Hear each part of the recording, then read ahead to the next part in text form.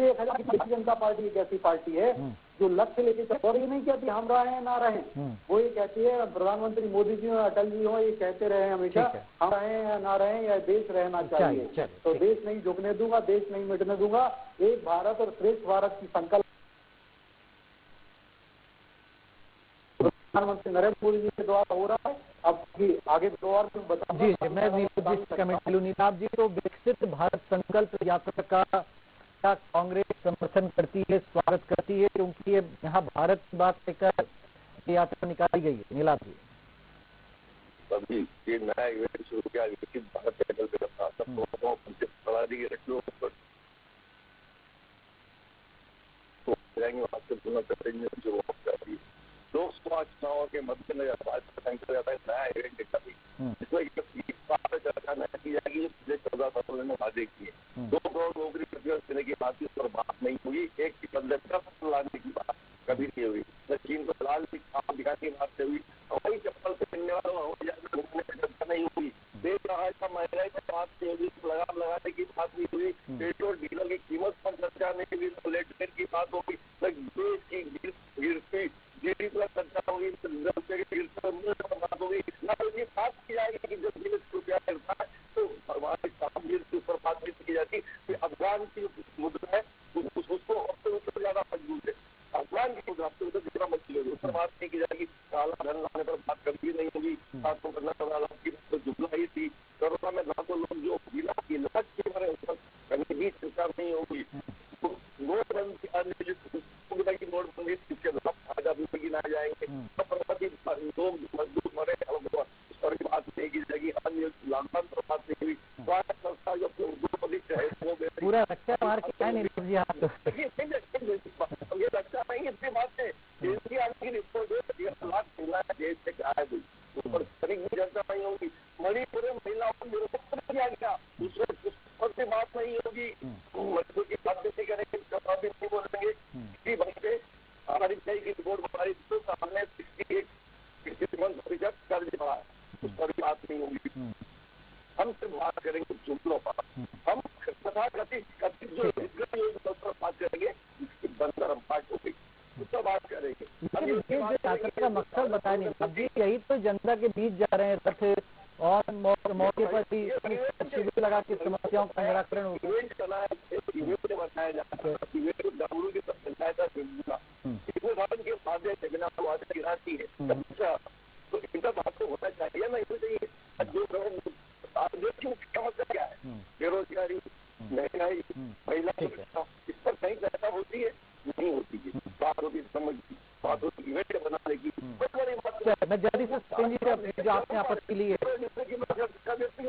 ठीक है, अब जवाब ले लो सचिन जी से। जो आपने बहुत सारे पॉइंट रख दिए भाई, देखिए कहीं भी नहीं जवाब दे पाएंगे। सचिन जी, तो ये बताइए, वो कह रहे हैं कि इवेंट है तो एक नया इवेंट आ गया, दूसरा जो मुद्दे थे, जो वादे थे, उन पर तो कोई बात नहीं रही, आप नई नई चीजें ले आते हैं, जो समस्या है उन पर ध्यान ही नहीं है सरकारों का। सचिन जी, देखिए अगर ऐसा होता है तो जनता बार बार हमें क्यों सुनती और ऐसे थप्पड़ फाड़ के बहुमत देती, आशीर्वाद देती, क्यों देती?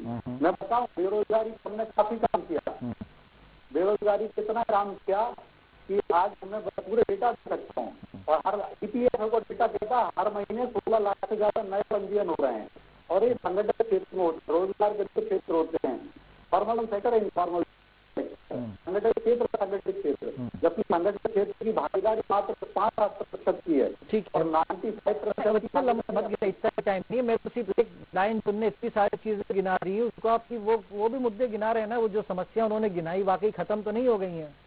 नहीं बीते जी, आप सुनिए ना इस चीज को, मैं बता रहा हूँ, जनता ने बेरोजगार किसको किया? निकम्मा कर दिया कांग्रेस को, राजस्थान में निकम्मा कर दिया, छत्तीसगढ़ में और मध्य प्रदेश में, और देखिए 71% से अधिक सीटें दी हैं। ये हम कहते थे 125 लाख युवाओं को, हमने 75,000 कर। चलिए, मैं बस इतना ही सुनना चाह रहा था। नीलाभ जी, एक जल्दी से आपका और शॉर्ट कमेंट। वो कह रहे हैं भाई, ठीक है सचिन जी, हो गया। नीलाभ जी वो कह रहे हैं कि भाई अगर हम कुछ नहीं करते, एक मिनट मिस्टर जी, सत्यन जी एक मिनट, नीलाभ जी कह रहे हैं भाई अगर हम कुछ नहीं करते तो फिर हमको जनता बार बार क्यों जिताती है चुनाव? जी, हमने फिर कह रहे हैं खून से सनी राष्ट्रीय जीत गई चुनाव, सब हार गए, मशीन जीत गई। ईवीएम की बनी सरकार, सरकारी तंत्र का दोषोध करके बनी सरकार, छोटे छोटे वादे करके। अब ये अच्छी है आपका कि हार गए चुनाव तो ईवीएम पे, मशीनरी पे, इस पे, उस पे ठीक रख देंगे। ये अगर वाकई में चाहते लोग को चुनौती देता हूँ, लोकसभा चुनाव मतपत्ति से करवाए। नहीं महाराज, ये कोई बात थोड़ी ना होती कि ईवीएम पर आज आप घूम फिर करके। भाई आप लोग नहीं, मैं बताता हूँ। मैं राजस्थान से, देखिए राजस्थान में शपथ ग्रहण चल रहा था और मैंने वहाँ के लोगों की बात सुनी। वो कह रहे थे हमारे हिंदू त्योहारों पर ये बैन लगा देते थे, हमारी शोभा यात्राओं पर ये रोक लगा देते थे, हमारे 30 त्योहारों पर ये नियम कायदे बना देते थे। भाई ये चीजें आपको क्यों नहीं दिखती कि ये भी तो आप करके बैठे हैं, उसका खामियाजा जनता इस तरीके से आपको उठाने पर मजबूर कर देती। वो आपको भाई फैसले आप कुछ भी लें और फिर आप कहें कि नहीं साहब हम अच्छे थे। ठीक, देखिए जनता हर मुद्दे से प्रभावित होती है, बेरोजगारी महंगाई के साथ साथ ये भी एक संवेदनशील रहते हैं। आप फैसले ऐसे लिए आपकी सरकारों ने कि हिंदुओं को टारगेट किया गया, उसके बाद जब जनता ने जवाब दिया तो आपको आप कहते हैं ईवीएम खराब है साहब। मतलब बहुत सारी चीजें रहती हैं नीलाभ जी, मतलब इस पर गंभीरता से कांग्रेस को सोचना चाहिए। AK एंटनी साहब की जो रिपोर्ट थी उस पर, उसके बाद कांग्रेस आई सॉफ्ट हिंदुत्व पर, हार्ड हिंदुत्व पर भी आ गई एक दफे तो। लेकिन ये क्या है कि रामनवमी का जुलूस नहीं निकलने देंगे, और मतलब हुआ राजस्थान में, मैंने सुना, इसलिए मैं बोल रहा हूँ। और जनता की बात थी, कोई आप भाजपा के नेता नहीं थे। मैं सिर्फ मुद्दा नहीं मोड़ना चाहता हूँ, मैं तो विकसित भारत के हम। ठीक है, आपने कहा कि भाई बहुत सारी समस्याएं, लेकिन एक बात बता रहा हूँ कि कमियां कहाँ कहाँ रह जाती हैं, जिसका नुकसान ऐसे भी उठाना पड़ता है। खैर राजेश जी, तो वो देखिए एक तरफ कांग्रेस कह रही कि भाई इतनी सारी तो कमियां हैं, इतनी सारी बुराइयां हैं, इतने सारे मुद्दे हैं, और आप विकसित भारत की बात करने लगे हैं। तो क्या बेमानी है भाजपा का ये जो विकसित भारत संकल्प यात्रा निकालना, क्या कहेंगे? दीपेश जी देखिए, कभी भी कोई भी आदमी अपनी अच्छाइयां बताता है, खराबियां तो कोई बताता नहीं है। और जो अचीवमेंट होते हैं वही बताए जाते हैं कि मेरा ये अचीवमेंट है, मेरा ये अचीवमेंट है। तो ऐसे में आपको ध्यान होगा एक झंडा ऊंचा रहे हमारा वाला एक बहुत 2003 में, 2003 या 2002 में शुरू हुआ था, दिग्विजय सिंह जी ने किया था, काफी बड़ा अभियान था वो भी। तो वैसे ही वो अब उस अभियान को जो है, अब उस अभियान की प्रासंगिकता पर बीजेपी ने उस समय बहुत सारी बातें उठाई थी। लेकिन हाँ, एक बात है कि ये जो ये विकसित भारत संकल्प यात्रा निकल रही है और इसमें बीजेपी जो अपने काम बता रही है, तो ऐसे में एक चीज अच्छी हो सकती है कि जैसे हम सिर्फ डिबेट तक सीमित ना रहे, कांग्रेस भी अगर इस तरह की कोई यात्रा निकाले, क्योंकि देखिए आज कुछ भी कहो, नीलाभ शुक्ला जी की बात सुन के मजा तो आ गया। मतलब जिस तरह की उनकी तैयारी है, नो डाउट, मतलब नो डाउट ऐसी तैयारी, ऐसे प्रवक्ता आजकल नहीं मिलते हैं इस लेवल के प्रवक्ता। तो अगर ये चीजें, ये नीलाभ जी की टीम और ये इनके ऊपर वाले इनके सीनियर्स जूनियर्स, अगर ये लोग भी मैदान में उतर जाएं ये सारी बातें लेके, तो जनता के लिए एक फैसला करना आसान रहेगा कि ये सही बोल रहे हैं कि ये सही बोल रहे हैं। अल्टीमेटली देखिए, मालिक तो जनता है, उसने नीलाभ जी की बात माननी है कि नहीं माननी है ये इम्पोर्टेंट है, उसने मोहन यादव जी की बात माननी है कि नहीं माननी है ये इम्पोर्टेंट है। अगर जनता को लग गया संकल्प यात्रा ठीक है तो जनता उनके पक्ष में हो जाएगी, जनता को लग गया कि कांग्रेस जो कह रही है, सवाल उठा रही है वो ठीक है, तो कांग्रेस की तरफ हो जाएगा। लेकिन एक बात है कि अब समय बहुत कम बचा है। अब मोस्ट प्रोबेबली देखिए आज 15-16 तारीख हो गई है, तो ये महीना निकलते देर नहीं लगेगी, 2 महीने और हैं। उसके बाद शायद संभवतः मार्च में, ऐसा अधिकारी बता रहे हैं कि मार्च में आचार संहिता लग जाएगी। तो अब उसके बाद अब अपने को मैदान में उतरना पड़ेगा। मतलब क्योंकि प्रॉब्लम ये है कि हम चाहे कुछ भी कह दें, लेकिन जनता के बीच में जाना बहुत इंपॉर्टेंट होता है। और कहीं ना कहीं आप एक चीज देखिए कि ये जो डिबेट है, इस तरह की डिबेट होना एक स्वस्थ लोकतंत्र की निशानी है। अगर विपक्ष सवाल नहीं पूछेगा तो सरकार निरंकुश हो जाएगी, और लोकतंत्र में कभी भी निरंकुश नहीं होना चाहिए सरकार को। तो ये बहुत अच्छी बात है, कांग्रेस अपने सवाल उठा रही है, पर बीजेपी को भी इन सवालों का जवाब देते भी चलना चाहिए जैसे जैसे समय है। हाँ, केवल ये बोल के आप फ्री नहीं हो सकते कि देखिए हम सब चुनाव जीत जाते इसलिए हम पर कोई सवाल न उठाया जाए या हमारी कोई कमियां नहीं है। सत्येंद्र जी, ये क्यों लग रहा है ऐसा कि भाई आप बात तो विकसित भारत की करें लेकिन तैयारी लोकसभा चुनाव की हो रही है इस यात्रा के जरिए? नहीं देखिए, वो देखिए ऐसा तो नहीं रहता है। हमने विकसित भारत 1000 वर्ष आगे तक की प्लानिंग की बात कर रहे हैं, तो उसमें आप ये नहीं समझो, ये तो अपने आप मिलता है, एक तरह से ये सारी अब 1000 के आप 10,000 साल के आगे के भारत की बना दी, इससे क्या होता है आपको खुद पता है। मतलब जेन्युइन बात कहना चाहिए, हाँ, मतलब तार्किक बात कि भाई आप 5 साल की प्लानिंग लेके चलिए कि 5 साल बाद क्या अच्छे अस्पताल बन जाएंगे, क्या अच्छे स्कूल बन जाएंगे, या सबको पीने का साफ पानी मिल जाए। हम कह रहे 5 साल की तो बना लीजिए महाराज, 1000 साल किसने देखा है, कौन कितने वर्ष जिंदा है, किसको पता है?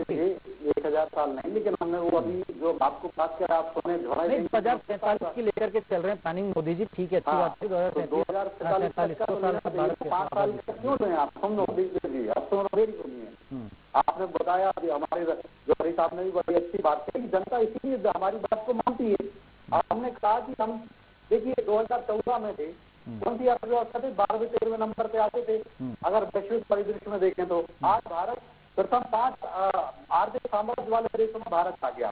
और एक बड़ी बात पर अच्छी रोचक बात है, जो ब्रिटेन जिसने हमें गुलाम बना के रखा, स्वतंत्र बना के रखा, आज हमने उसी ब्रिटेन को अपराध किया और 5वीं बड़ी आर्थिक शक्ति बनी है भविष्य, है ना। और अभी 2-3 साल में हम 3री आर्थिक शक्ति बनने वाले हैं। तो आर्थिक साम्राज्य हम बना रहे हैं और हमने एक कहा कि 2043 तक हम नंबर 1 भी हो जाएंगे। तो अगर हम लक्ष्य लेके चल रहे हैं, जनता हमारी बात सुनती है। और जो आपने कही देखिए महंगाई की बात, भुखमरी है, जो बात कह रहे थे मेरे मित्र, बेरोजगारी, तो मैंने बताया ना कि EPFO का डेटा ही कहता है, बहुत सारा डेटा तो मैं दे दूं कि 50 करोड़ रोजगार से ज्यादा दे दिए, मैंने उसका डेटा नहीं बता रहा। मैं सिर्फ सिंपल हर महीने 16 लाख नए रजिस्ट्रेशन EPFO में हो रहे हैं। आप लगा लीजिए कितना रोजगार मिला है। आपने नहीं चेक किया आंकड़े, खैर लेकिन आप कह रहे तो कांग्रेस को चेक करना चाहिए था कि नहीं आंकड़े लेकर आना। लेकिन चलिए समय समाप्त होने वाला है। नीलाम जी, मेरे प्रोग्राम की एक टाइम ये भी लिखी मैंने, ठीक है, नहीं हो गया, आप तो बहुत सारी चीज गिनाएंगे, नहीं ठीक है ना, आप विकास की बातें गिना रहे हैं, कम कर नहीं पाएंगे। 5 साल तक के लिए खाना दे दिया फ्री पूरे भारत को, 82 करोड़ नागरिकों को। कांग्रेस के लिए भुखमरी से मरेगी, नेताओं उससे व्याकुल रहेंगे लोग। इस तरह की शब्द जी मिलाप जी, मेरा कहना है कि देखिए भाजपा तो वो किसी न किसी इवेंट करती, कुछ भी करती है, ठीक है सत्येंद्र जी, ईवीएम से इस्तीफा देने तेलंगाना में इनकी सरकार बनी, कहते हैं कि बैलेट पेपर तो बनाए। अब वो हमें जाने नहीं चाहता ईवीएम और बैलेट पेपर पर, मतलब बहुत देर की बातें रखती है। इस्तीफा दिलाने लोग बैलेट, हाँ नहीं, कोई नहीं करेंगे, वो भी नहीं करेंगे। जी नीलाप जी, मैं कह रहा हूँ सत्येंद्र जी बोल लिया आपने, ठीक है सर प्लीज। नीलाप मैं कह रहा हूँ भाई, वोट निकल गए यात्रा लेकर के, इवेंट के बहाने, यात्रा विकसित भारत, आप लोग कहाँ हैं, आप लोग कब जनता के बीच जाएंगे? राजेश जी कह रहे हैं कि भाई आपको भी तो कोई प्रतिष्ठित में यात्रा निकालनी चाहिए, कोई तैयारी दिखना चाहिए ना जमीन पर। आप करेंगे कुछ नहीं, फिर कहेंगे जनता चुनाव लड़ रही है, फिर हार जाएंगे, फिर मेरे साथ ईवीएम खराब है। भाई जनता को कह रहे हैं कि जनता के बीच में नजर आना पड़ेगा।